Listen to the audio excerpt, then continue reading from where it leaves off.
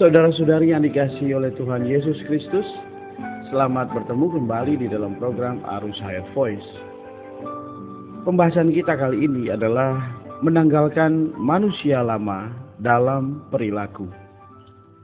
Pembacaan Alkitab kita ambil di dalam Efesus pasal 4 ayat 22 sampai 23. Yaitu bahwa kamu berhubung dengan kehidupan kamu yang dahulu harus menanggalkan manusia lama yang menemui kebinasaannya oleh nafsunya yang menyesatkan, supaya kamu diperbarui di dalam roh pikiranmu.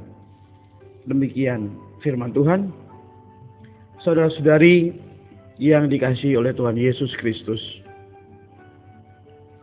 Rasul Paulus mengatakan bahwa kita sebagai orang Kristen perlu akal budi kita diperbaharui.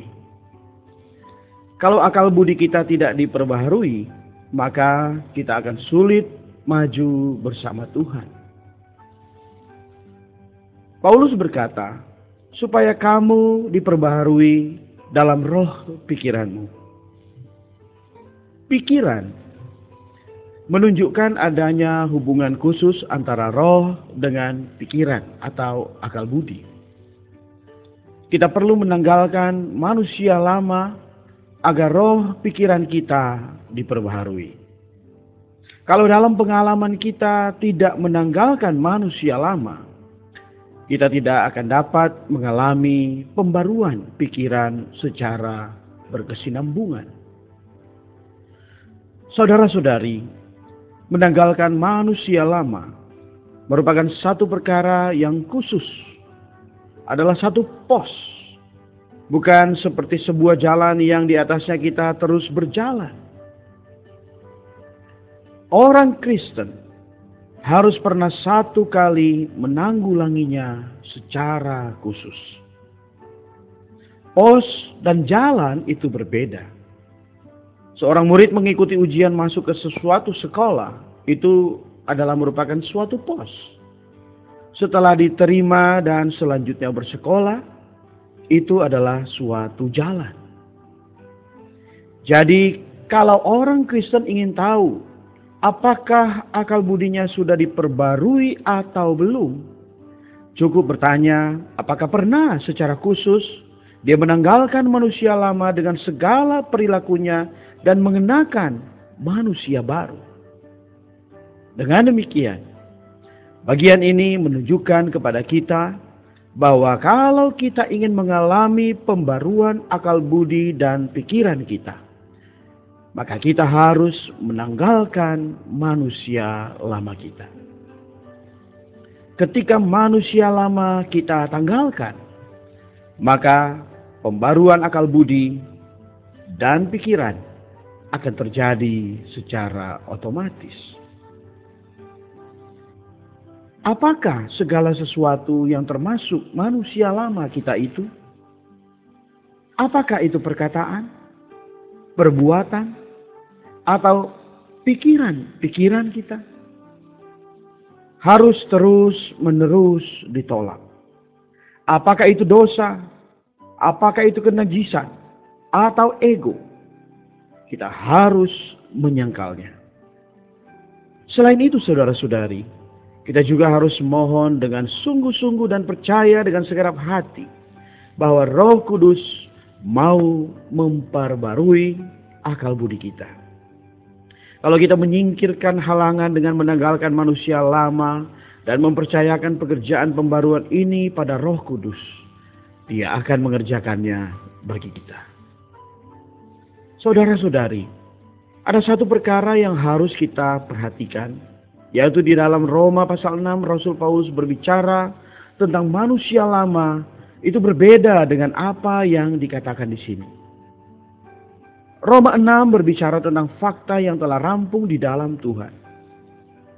Roma 6 ayat 6 mengatakan bahwa manusia lama kita telah disalibkan.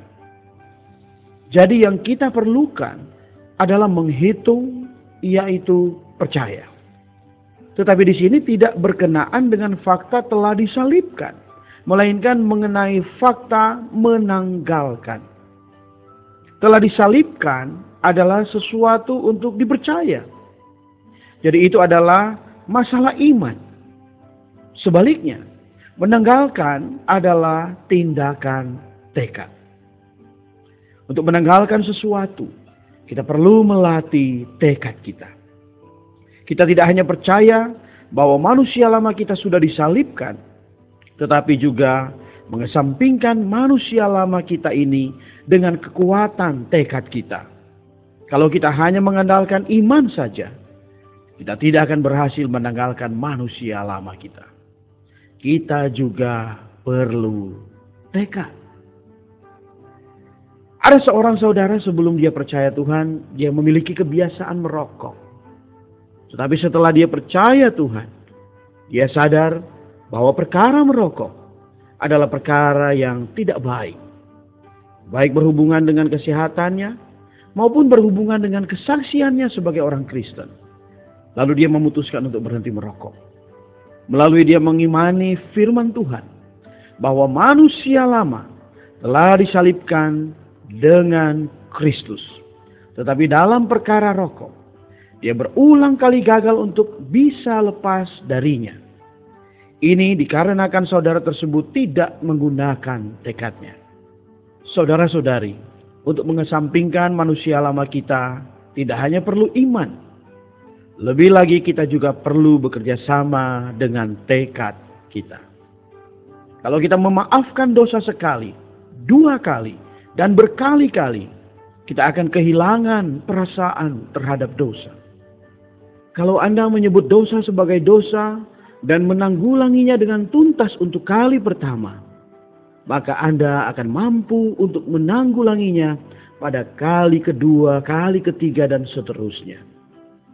Akan tetapi, kalau pada kali pertama Anda tidak menyebut dosa sebagai dosa, tidak menanggulangi dosa, malahan berkata bahwa marah-marah, merokok, perkara berbohong, berdusta, bergosip, dan lain-lain adalah perkara yang sering terjadi pada diri orang Kristen, maka Anda pasti akan berbuat dosa pada kali-kali yang lain. Saudara-saudari, akal budi kita berhubungan erat dengan hidup kita di hadapan Allah. Kapan saja kita memaafkan dosa, saat itu juga kita tidak benar. Kita tidak dapat bersekutu dengan Allah, dan akal budi kita menjadi gelap. Karena itu, orang Kristen harus di pihak negatifnya mengesampingkan kenajisan, motivasi yang bengkok, menanggalkan ketidakbenaran. Dan di pihak positifnya harus perlu mengenakan manusia baru. Amin. Mari kita berdoa. Tuhan Yesus, kami bersyukur bahwa di dalam Engkau manusia lama kami telah disalibkan. Kami perlu mengenakan manusia baru hari demi hari ya Tuhan. Kami mengaminkan firman-Mu.